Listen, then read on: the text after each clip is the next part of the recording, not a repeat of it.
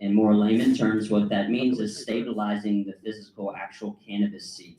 Just like you guys know, if you buy 10 seeds, you pop them all, they all look different, right?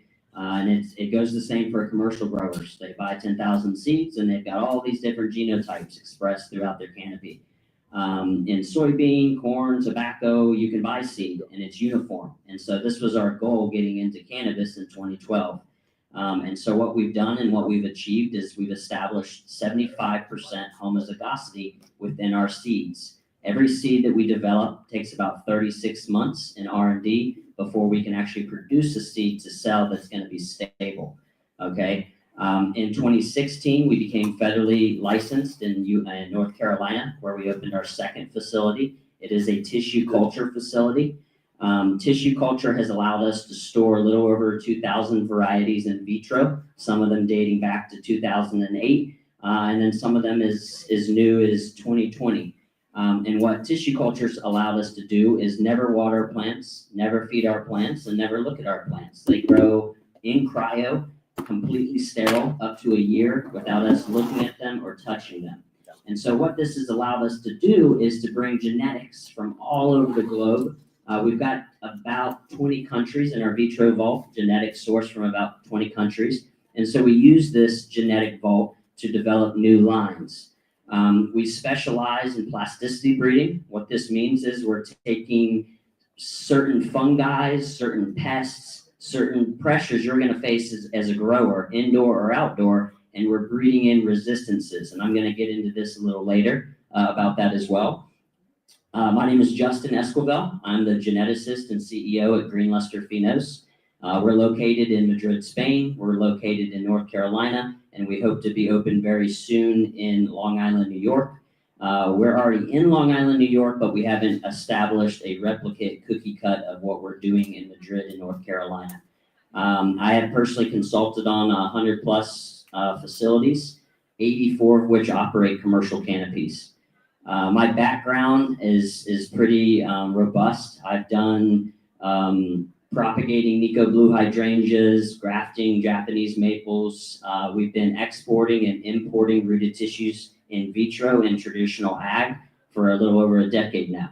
But cannabis is my bread and butter. Cannabis is my passion and the love of my life. I love cannabis. So without further ado, we're going to get right in this. We're going to talk about Septoria resistant genetics. We're going to talk about East Coast cultivation, and then I'm going to finish it up by talking a little bit more about tissue culture. This first slide here, genetics for the East Coast. So over the last 10 years, I've been traveling up and down the East Coast from DeLand, Florida, all the way up to Augusta, Maine, consulting with outdoor farms and providing genetics to people on the East Coast. Something that we discovered early on was I spent a lot of time out in Ashland, out in the Applegate in Oregon, a lot of time in Long Beach, California. And so when cannabis and hemp hit the East Coast, everybody bought genetics from the West Coast and they brought them over here. And the plants that do amazing out in Oregon or out in Seattle, Washington, outdoors, just don't thrive here on the East Coast. And so what we started to do is develop certain genetics specific for growers here on the East Coast. In the last 10 years of me traveling up and down the East Coast, the number one problem I saw, I would say 90% of outgrows had, was Septoria. Septoria, more layman term, leaf spot, all right? It starts at the skirt of the plant. I already saw a gentleman throw up his hand. It's the number one issue I see growers face outdoors and in the greenhouse on the East Coast. Okay, it disguises itself as a nitrogen deficiency or a magnesium deficiency because you start to see yellow leaves, you start to see the spots, and a lot of growers will feed their plant more, right? And all that does is feed the Septoria. You're making it worse, or you're watering it, so now you're providing more moisture and it makes it worse, okay? And Septoria is detrimental to your plant. It's going to spread from plant to plant. It's going to lower your yields. It's going to lower your cannabinoid potency as well as your cannabinoid production. Okay. And so what we've done is Septoria is a fungi. All right. And there's many different strains of Septoria. So Septoria in Portland, Oregon is not going to be the same Septoria you face here on the East Coast. And so what we've done is we've taken tea tree dishes, And we've taken the strain, the fungi that we find from farms up and down the East Coast, and we propagate them on a mass scale, okay? And so what we do with that is we practice what's called targeted releases. We're taking it out of the tea tree dish, and we're actually paintbrushing it onto plants. We do about 100 plants at a time, and we're giving a heavy density of Septoria fungi while we're breeding. And so what we do on the first generation is there's that one genotype, that one plant that sticks out that doesn't seem to be affected by Septoria like the others. We isolate that phenotype, we get it into our vitro vault, and then it gets carried on to the next generation, right? We do another generational breeding, put out the Septoria fungi strain that we're targeting after, do another hunt on 100 plants. You see a lot of plants that die and wither off because of the septorial the fungi. And then there's genotypes that don't. There's some that thrive. And so we're continuing generational breeding, finding those genotypes that are most resistant to this specific plant pressure, in this case being leaf spot. We do this with botrytis. We do this with powdery mildew. And you can't develop a Superman strain, right? You can't develop a strain that's resistant towards all these plant pressures, because some strains that are more resistant to botrytis are very susceptible to Septoria. So there's no way to have a strain that's just hardy against all these plant pressures. But so this is kind of our mindset and our target when we do this generational breeding, and we're breeding for plasticities. Here in the East Coast, we have high humidity. So in our breeding chambers, we rank it up to about 78, 84% humidity. The walls are starting to get moisture on them, and we see plants that just don't do well. They die, wither off, or we get botrytis. And so again, we get rid of those plants. I would say 90 to 95% of the plants that we plant get thrown away. We cull them out. Our goal is to throw away as many plants as possible so that when we get to that final generational breeding, we can produce seed that breeds true and has these resistances built in. Something really cool that we discovered with terpenes is limonene. Limonene has a just natural way of repelling certain insects, the terpene limonene. And so what we've discovered is some of our strains that we've been able to prove through R&D that are more resistant towards thrips or aphids, or even the caterpillars that you see come in, they poop on your flower, and then what do you get? You get botrytis, you get bud rot, right? So we've discovered that limonene repels a lot of these insects. So we combined it with myrcene, right? We combined it with myrcene, and it doesn't repel anymore. Okay, so it's got to have a high potency of limonene. And so two of the strains we developed over the last 2 years, Push OG and Hazy Grapes, are very high in limonene. And we did this in the hopes to repel insects better. And so all of our R&D we've seen with these two varieties have been incredibly pest resistant. And again, like I said, we breed in Septoria resistance in some of our genetics. The thrip, aphid, and caterpillars, that's like the three that I see the most of. So we've practiced this with limonene and breeding strains, taking out that myrcene. Myrcene's in most of all genetic strains. So our goal has been to breed out myrcene and bring in more limonene so that you have a more robust profile to grow here successfully on the East Coast. Where to start? Hold on 1 second here. Okay, so genetics on the East Coast. These two pictures here, the one on the left is Hudson Valley, New York. And then the one on the right is the Push OG. Where to start, right? I have brands and growers ask me all the time, where should I start? Do I start outdoors on a large scale? Do I start small in a grow tent in my garage? And I tell everyone the same thing every single time. Start small and think big. Okay, developing a brand it takes so much time to develop a brand with a product that's going to excel in the marketplace. Okay, all the brands that we've worked with and seen develop and do really well over the last decade, this has been the model, to start small and think big. So if you've got 20 acres you want to make use of, or you've got some high tunnel greenhouses you want to make use of, your best bet is to start small and start indoors. So you can develop good genetics or good phenotypes that you're going to turn into clone and then plug up your field. And again, creating a scarcity profile. I talk about this time and time again. It's better to have not enough product for your consumer, as long as it's good product, So you're selling out quick, right? And you're creating a demand, a scarcity profile. This is how I built my business in 2012. And I see other brands do it very well successfully. You've got to have a passion for the plant, right? Can't just be in it for the money. You have to really love cannabis, and starting small in a small area. That way, when people start to try your product, consumers start to try it and they like it, you've had a smaller area that you can create the best possible cannabis in. They buy your product, you sell out. So now you start to create a demand for your product. Okay, and this is a great way to develop a successful brand in the cannabis industry. Pay for quality genetics. We sell our genetics right now in 44 states and 22 countries. We just got into Czech Republic. And what I've seen time after time again is a lot of commercial operations get the free seed, get the seed packs that are on sale. And we've never done a sale for this reason, because if you're paying for quality genetics, it's going to cost a little more, but it's just like any other industry, right? The horse industry, you pay for genetics. So genetics are the key, and that's the start to your success as a grower. Your plant's never going to be as good without genetics. You can only be as good as the genetics allow for. So genetics are very important. Again, relationships are key, not burning any bridges in this industry. Try to leverage every relationship that you have, and meet as many people as possible. And then brand development. I can't tell you how many companies, big multi-state operators that I've seen get into this industry. They produce a lot of product, it doesn't sell, and it's because they didn't build a brand. You've got to build your brand and your rapport and your image in the marketplace before you start making the numbers, the money you want to make. Chase the quality before the revenue.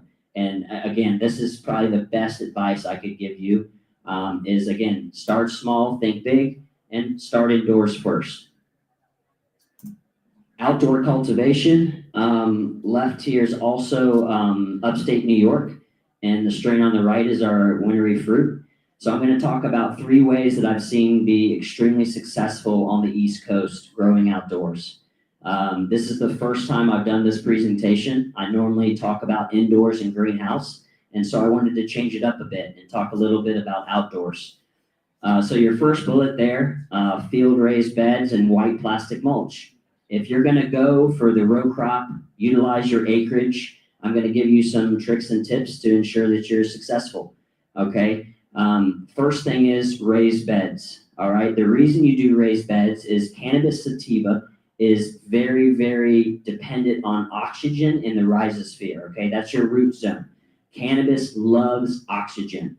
And so if you're able to build up a nice mound, 8 inches minimum is what I tell growers. But if you can build up a nice mound, it allows for more oxygen to come to that root zone. Building up a mound also allows to help you not get washed out, right? If you're planting seeds or you're planting clones and you get a heavy rain, they get washed out. And so this is something that helps with that as well. The way I teach growers to cultivate outdoors, I have a field recipe. They only feed the crop 1 time the entire year. From the time you plant it to the time you harvest the flower, you only feed it once. This is the way that I teach growers to cultivate outdoors, and they're pre-amending the soil and building those mounds. Okay, so an 8-inch height minimum. Second is the white plastic mulch. About 6-7 years ago, I saw a lot of farms trying to run red plastic mulch or black plastic mulch. You just don't want to do that. The black really heats up, and heating up that root zone is what's going to initiate septoria. Heat and moisture, okay? So you definitely want to run white plastic mulch. You don't want to get cheap plastic mulch. If it's thinner than about 0.5 mil, what's going to happen is after about a month of your crew working those rows, there's going to be holes all in that white plastic mulch, and you're going to get washed out as well. So you want to be at least 1 mil thick on that white plastic mulch. It's about 5 feet wide, and it rolls all the way down. They've got really great equipment now that does it all. It runs the plastic mulch and it runs the drip tape right underneath it. That's another thing. You don't want your drip tape to be on top of the plastic, because all that's going to do is heat up the water that you're feeding to your plants. So the drip tape runs underneath the white plastic. So those are a couple little tips for white plastic mulch and raised beds. Another option is ground cover cloth and fabric pots, right? If you're doing a quarter acre or a half acre or even a couple acres, running ground cover cloth is going to help with weeds coming into your growth zone. It's also going to help with ground erosion. Now, the reason you use fabric pots and not a plastic pot is a plastic pot has a lot of root circling that happens, but most importantly, it doesn't allow for as much oxygen. That's why fabric pots are really great for outdoors. All that air pruning that happens to the roots is what allows you to have bigger roots and bigger fruits, okay? Growing in a plastic pot, you have smaller roots, smaller fruits. So again, allowing as much oxygen as possible to your fabric pot.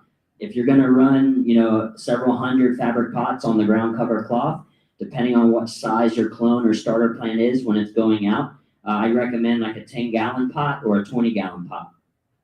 You don't want to have a pot so big that you're not watering as much, because what's going to happen is your roots aren't thriving to get to that moisture. As soon as they wick out to the side of that fabric pot, they start to air prune and they start to create insulary root zone. And this is what allows your plant to kind of go into overdrive and produce real big healthy fruits. Another option is your raised garden bed. This is going to be more so your no-till living soil guys. And I could tell you, out of these three options, I would tell you option 2 is the best if you're looking to have the greatest chance of crafting good flower outdoors. Now, if you're after extraction, right, maybe you're doing 50 acres or 10 acres or 5 acres, but your goal is extraction, then you're looking at doing the field, the raised crop, because in the field, you have a lot less controllability. The most controllability you're going to have out of these three options is that second one, the ground cover cloth and the fabric pots. You're just going to have a greater chance of pulling off some top cut, high quality flower, and then you can extract the bottom. This slide or the slide before, any questions at all in the room on either slide? What were you saying about the fabric pots and the water?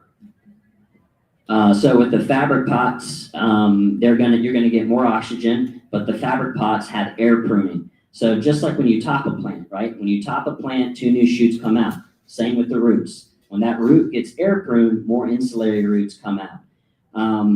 Doing a 10-gallon, you're probably gonna have to water about every day eventually, whereas if you do a 20-gallon, you're probably gonna be on an every other day water. But again, it's outdoors, and again, if you get a lot of rain, then that's gonna dictate how much you water.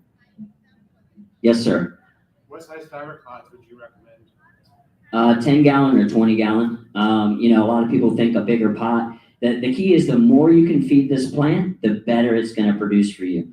All right, but a lot of that has to do with your workload, your farm hands. 20 gallons is going to allow you to have to water less, but then at 10-gallon, you're going to be able to water more and get the plant to uptake more nutrients at a faster rate. They're running autos and 10s and photos and 20s. That sounds perfect to me. Yeah.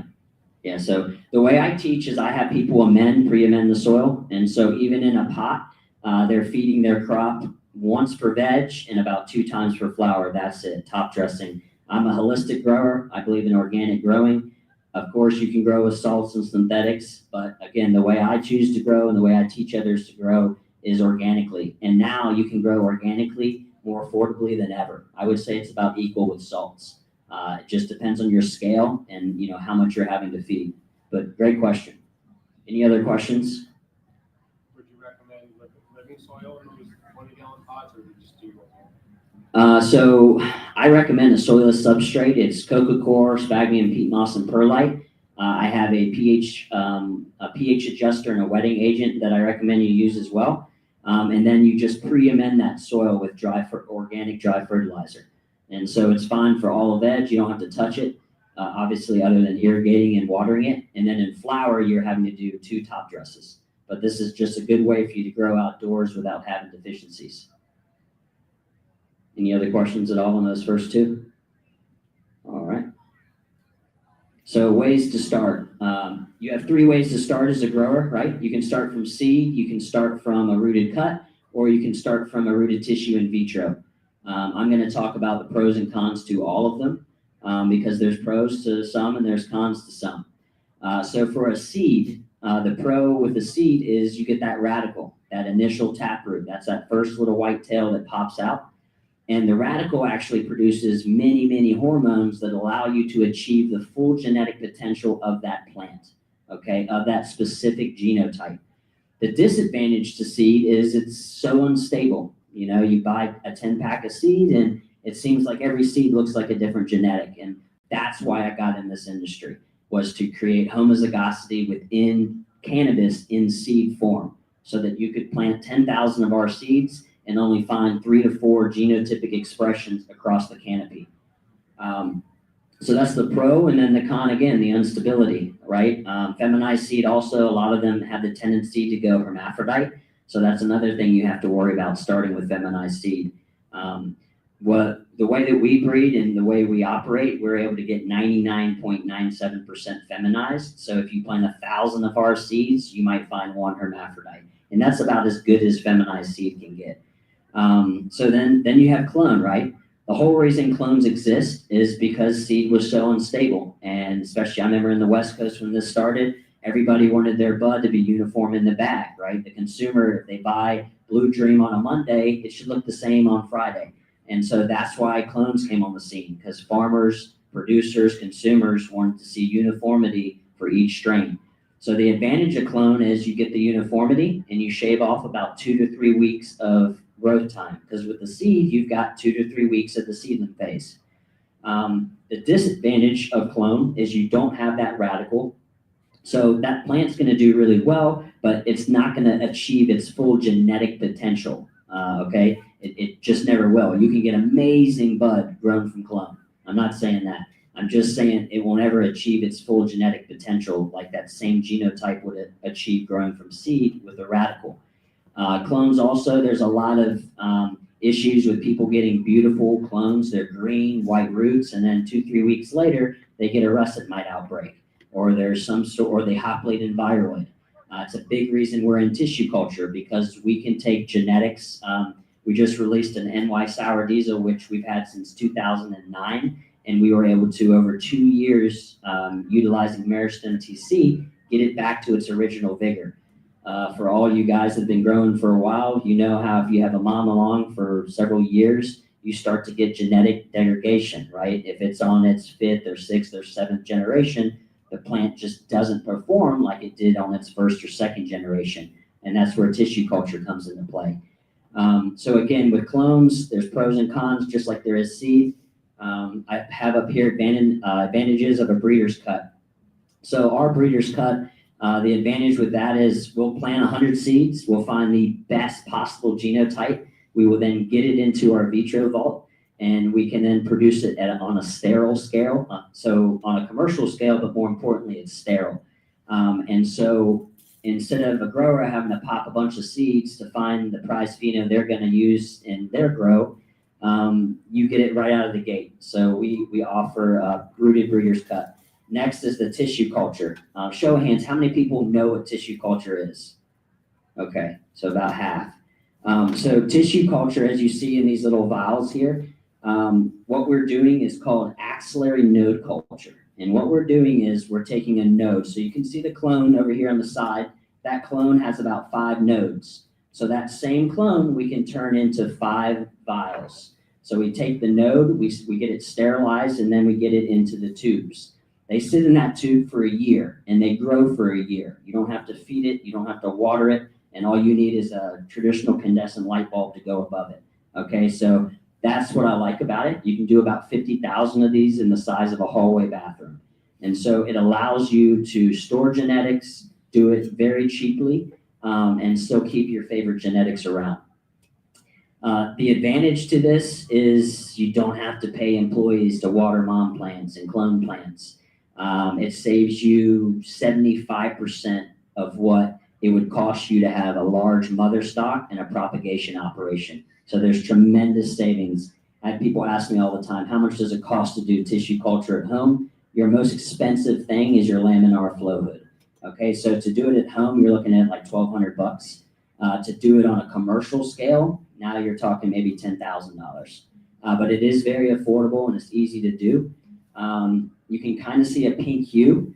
Our pink gel, it's a type of media, DKW media, with all the hormones and plant nutrients that genetic needs. and that's our multiplication media. So if you put a node into multiplication media, it's not growing roots, it's just growing vegetative growth, right? So you do that if you have a plant you really like and you want to turn it into, say, 100 identical plants. The clear gel is our rooting gel. So that's like if I just went to a farm in Florida and there was a plant they didn't want to lose. And so I got a node, put it in my carry-on bag, flew back to North Carolina, and we got it in vitro. And so now from that one node, we can replicate it and turn it into, 100 identical plants or 1,000 identical plants. So tissue culture is an amazing thing. It's something I think everyone should, invest some time in learning about. You can do it at home very affordably. You don't need all this high-tech gear. And again, it's a way for you to keep varieties around for indefinitely. They do need to be changed out about every year. So every year you'll have to go in there, do some sterilizing, and get it into a new vessel and a new tube. But other than that, it's an amazing solution. We've been using it in tobacco and soybean for over 100 years now. But with cannabis, everybody's been pretty happy with clones, and so this is kind of new to the cannabis industry. Any questions though about seeds or clones? Or yes, sir. I have a question on tissue culture, so I can wait if you're ready. No, go ahead. What do you have any quick tips for a home tissue culture lab? I've been researching it for about a year. I'm ready to pull the plug and actually buy the equipment. Any tips or tricks or as a home grower at a home scale? Yeah, I mean your biggest problem with tissue culture at home is bacteria. So you just need to be in a small space that's sterilized. You sterilize everything with isopropyl alcohol. You do need a laminar flow hood. You can get them on Amazon. They have some pretty affordable ones on Amazon. And then if you've heard of Athena, I actually R&D'd Athena's TC kit before they even released it. I was getting about 92% success with our media we made. Now their universal media, I was getting about 80%, which is pretty good for one media that you can have be used with all different types of genetics. So their kit's $2,200 and it comes with everything. So that's a quick way to get into it and start messing around. And so they do have a pretty nice mobile kit. My uncle, Roberto Esquivel, actually manufactured the first laminar flow hood ever. He's in North Carolina and he supplies Flow, and that's their laminar flow hood. So I could probably, if you want to get my card before we leave, I could probably help you out with getting one that's from the manufacturer as opposed to getting it on retail prices. Great, thank you. Sure. I'll see you after the lecture. Perfect. Yeah, any other questions at all? All right. Cultivation success, indoors and outdoors. Obviously, you got to have clean cultivation practices. Whether you're just growing a few plants in a grow tent at your house or you're growing on a large scale, you've got to have clean cultivation practices to ensure that each crop, time after time, is going to do really good and not have issues. Now, this could be as simple as wiping down your fiskars with isopropyl alcohol. Wiping down high traffic areas like doorknobs, or let's say you're a commercial grow and you've got a pip horticulture system, wiping down that big wheel as well. So just being very sterile to make sure you don't bring other pathogens or viruses and then affect your other plants you're going to grow. Weekly pest and bacteria control. I know guys that grow in tents and they say we've never implemented any kind of pest or bacteria control and I never have any problems. So, at home, to each his own, but as you scale up, if you decide to scale up, you've got to have pest and bacteria control. I threw up 2 products on the screen that I know, use, and trust. I recommend to home growers and commercial cultivators. First one there is Lady Larve. It's a larvicide. So let's say you've got issues with fungus gnats in your grow tent at home, or you've got issues with rusted mites or root aphids. What this product does is, what I like about it is it's a 2-in-1. So it's an organic product, it's highly concentrated, and it's water soluble, and you feed it to your plant, okay? It's a bud booster. So if you're spending money on a bud booster and you use this product, you don't need to spend that money anymore. It does boost your buds. It's got the potassium, it's got the amino acids, the peptides, everything you're gonna need to really boost the growth of your floral growth. But it's a larvicide, so 1 teaspoon per gallon. It's highly, highly concentrated. There's no product like this on the marketplace. And so 1 teaspoon in a gallon of water, it dissolves instantly. And what it does is kills the fungus gnat in the larvae stage. So before it can even become an adult, be mobile, and lay more eggs, more larvae, this kills it before they can even do it. So if you're using this product from start to finish, you won't ever see a fungus gnat. And if you do have fungus gnats, this kills them in the larvae stage. It's watered straight to your plant like you would water anything else. And again, it's a 2-in-1. It's a bud booster and a larvicide. Second product there is Xeritol, another really, really good product. It's organic, it's natural, and it's highly concentrated, so about 25 milliliters per gallon. You put this on your plant once a week. This is going to ensure you don't get powdery mildew, botrytis, and it just keeps bacteria loads down in your grow tent or on your commercial facility. I recommend, whether you have a grow tent or you're a larger scale grower, to use an atomizer. The backpack sprayers, the hand sprayers, they don't touch all the leaf tissue. They don't have good penetration. There's a Hudson fogger right now on Amazon for like $60. So for $60, you can get a handheld fogger, unzip that grow tent, and treat everything thoroughly within seconds and zip it right back up. Now, for people outdoors or on a commercial scale, with the right atomizer in this product, you can treat thousands of plants in less than 30 minutes. So again, the atomizer is what I recommend to everybody, just because you get total penetration, and then the product you're using can really spread and touch everywhere in the garden you need it to. Defoliation and canopy control. So this would be like de-leafing when you're 2 weeks into flower, right? If you have plants that are close together and the leaves are laying on each other, they transpire. That's why when you lift the leaf up, the leaf below is soaking wet. Okay, so when you get that transpiration rate leaf to leaf, it causes issues. You start to have the perfect environment for powdery mildew, the perfect environment for different pests, not pests, but bacteria and different fungi to really thrive in your canopy. So defoliation is a big deal. You don't want to defoliate too much, because all your nutrients, all your vital vitamins, everything the plant needs is stored in the leaves, right? The leaves are like solar panels. So whether you're outdoors or you're indoors, you only want to remove the big major fan leaves that are blocking bud sites underneath it, or like I said, they're laying on other leaves and transpiring. Another way you can control your canopy is utilizing a trellis. I see a lot of guys use trellises to just support buds. Trellises are actually there to decrease plant height. So utilizing a trellis the right way, it's going to look like you destroyed your canopy, but you didn't. You take a trellis and you lay it out about 1 inch above your vegetative crop, right before you flip it to flower. After you flip it to flower, you're going to get the stretch, where the plants stretch up real big. As they start to come up through the trellis, once they're about 6 inches above the trellis, you want to lay those shoots flat underneath the trellis, right? And again, you're not hurting the plant, you're not stressing the plant too much. It's going to redirect up through another square. And what I tell growers to do is be the artist, craft your canvas. So your trellis has all these squares, and your job is to get a bud site, if not 2 bud sites in every square. And you can do this by redirecting shoots. So when your shoot comes up through one square, duck it back under and redirect it underneath another square that's further away. So this is going to widen your overall canopy. It's going to increase light penetration through your canopy, and you're going to have more buds, bigger buds, and more flavorful buds by allowing all your bud sites to really get the light and airflow that they need. Any questions at all on this one or the slide before on either of these products? Yes, sir. What's the frequency on the lady larva application? How often? It's once a week. So both of these are once a week. I actually use these in our breeding facility. Lady larva we use once a week. It's fed to the plant. And then the Xeritol HC goes in that and the atomizer once a week. So it's a once a week application. That little tub there would last, let's see, I think that's a 48 ounce tub. That tub will last a home grower a whole year, if not more. And then commercial growers, they go through tubs at a time. So again, it depends on how many plants you have, but great question. Any other questions at all on that one? All right.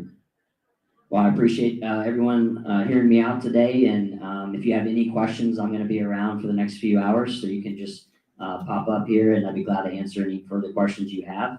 But other than that, thank you so much. And thanks for coming, guys. Thank you. Thank you.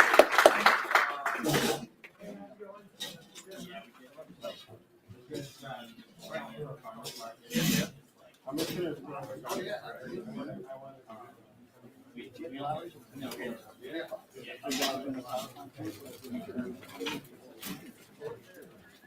So, trying to do more of that.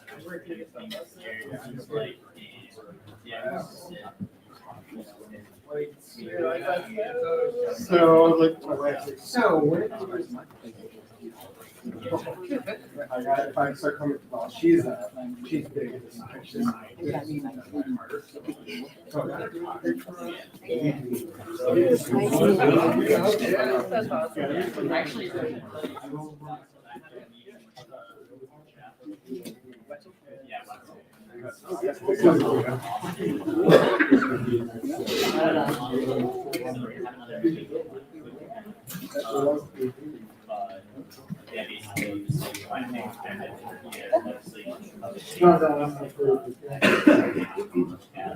There's things for other, I think we should maybe write something up for us to send. I have. Yeah,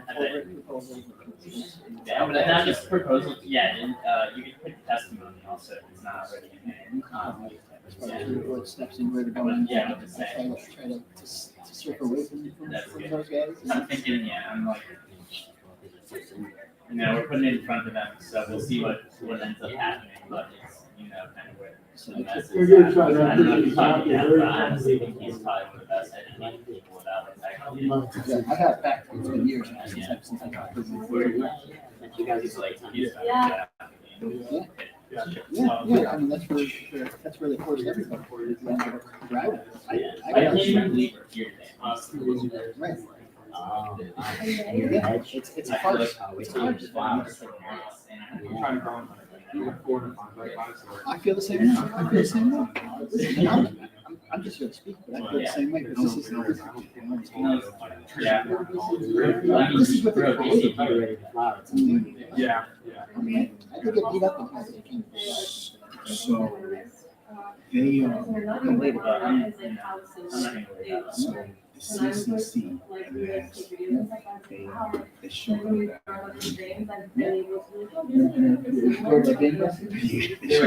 Yeah, they showed up. I they were there. Oh, I know. They're enforcing it, just they're. Well, no one really, no one was gonna show. We got a form. Thank you. The reason why they called me is the same thing. I was like, oh my God. Like, the competition and that, they're all the same. It's not, application towards cuts off, maybe some chicken. Yeah.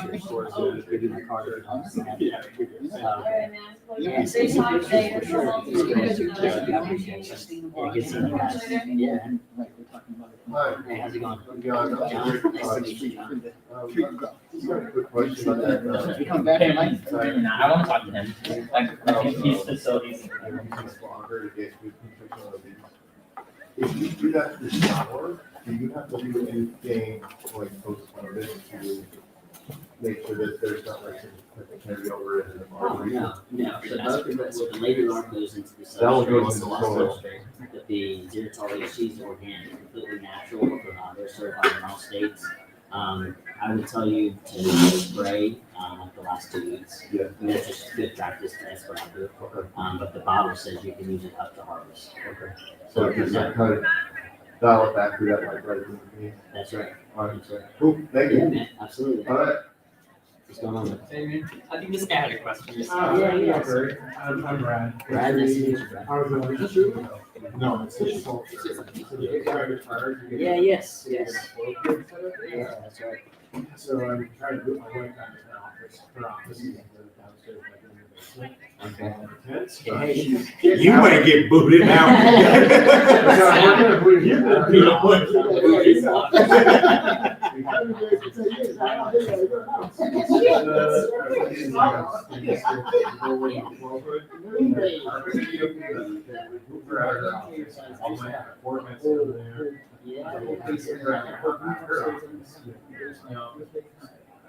Yeah, yeah.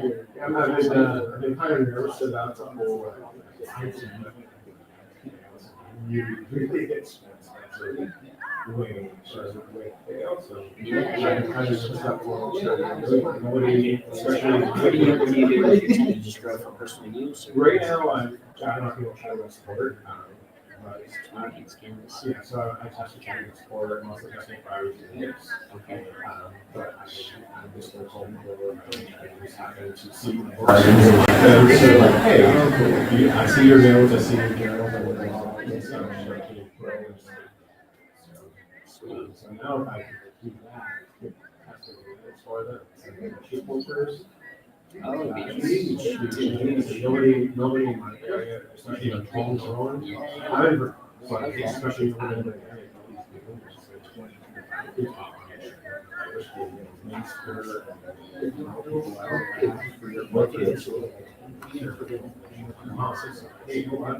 I can multiply this so easily, not having to That's right.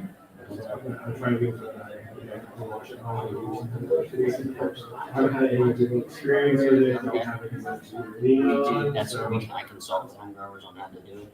Like I said, it's very easy. I would say maybe 60 or so over the last 2 years that are just at home. They're like, hey, I've got $2,000. That's all I have. I'm going to do. And you, $1,500 will probably get the job done. Yeah, I've been looking at cheaper stuff.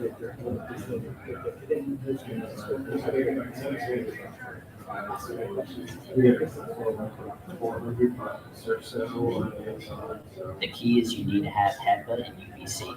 If it's just HEPA, you're going to have contaminations. I'm gonna check out. Yeah. I would be the one that you would get it through. So you could just shoot me an email. The 3 foot wide flow bed is normally like 1,800. Comes off the line. I would say you could probably get 600 from them. But it's a 3 footer. It's like they use it in commercial labs. Yeah. Oh, great, thank you so much, and also, great lecture on Septoria as Hey, well. hey, try some of our genetics. If you Yeah, I don't have know to say, it. I'm an outside grower, so I actually lost a plant and a cat, I'd say. So, it's not too bad, I'm 20, but Yeah.